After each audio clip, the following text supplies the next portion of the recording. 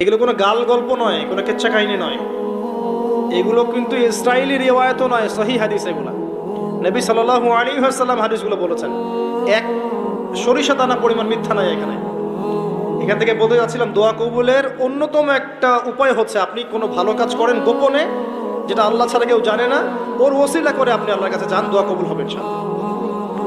আরেকটা অপশন হচ্ছে আল্লাহ পাকের যে নাম এবং সিফতগুলো আছে এগুলোকে ওসিলা করে দোয়া করা।